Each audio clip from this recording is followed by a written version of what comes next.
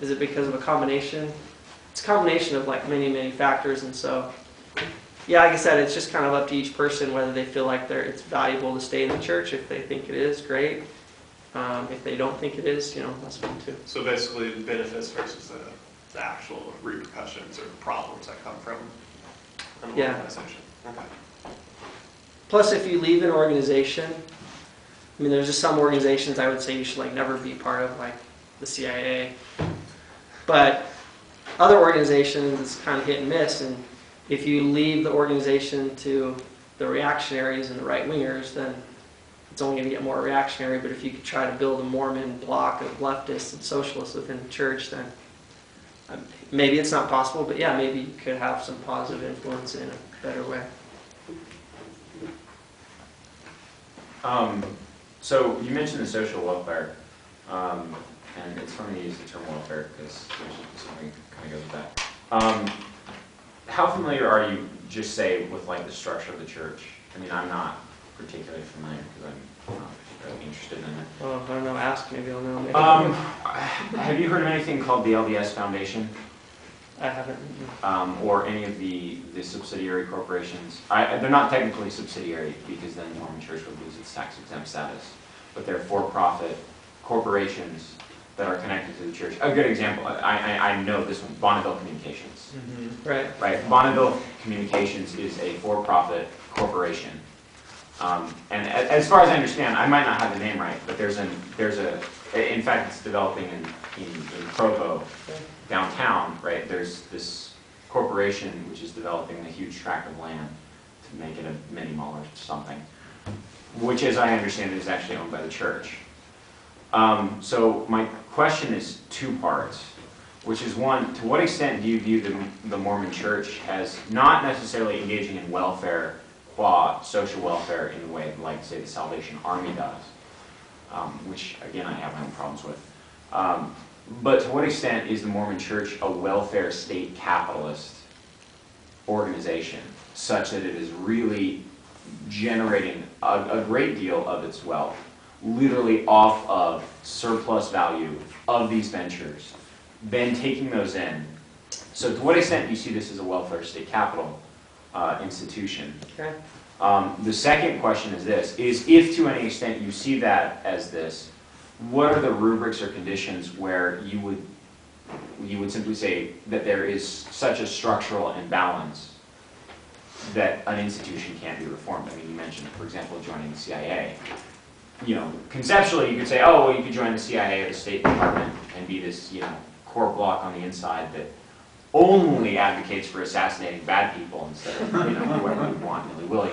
What are the criteria whereby you say that this organization is, not even individuals, not even leaders, but structurally so unbalanced, right? Because I mean, the CIA exists to perpetrate American imperialism. It doesn't matter if you have the nicest, kindest person in it. It's structurally organized to do that. Right. Where do you draw the limits on those organizations, and to what extent do you view the Mormon Church as falling within this rubric, wider rubric? Yeah, I don't know. Good question. I'd have to, I don't think I know enough about like the activities, economic and otherwise, of the church and I'd have to think through like, what for me would be like the criteria by which, if this happened, I would be gone, or if it stays this way, then I'd stay. And I just don't like, which is, sorry to just say that I'm largely ignorant about a lot of that stuff, so I couldn't really give a good answer. I mean, I do know that there are instances like that where they're making money, and I just don't know. It would be nice if that information was more readily available, and maybe it is. Maybe if I just like look for it, it would be, or maybe it's super private. I don't really know. But again, like on like a congregational level, wards as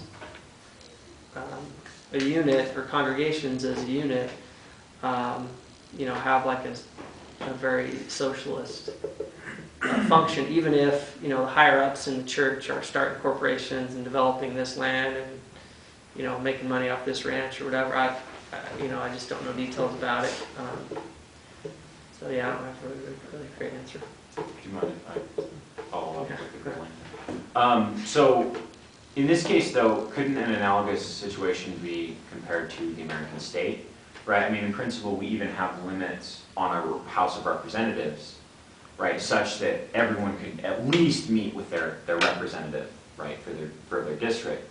You know, and in principle, any given state is subject to recall, and in principle, right, it's this very Republican institution on every level. You can vote and be active and voice whatever opinion you want, you know, with some caveats like the Smith Act or whatever.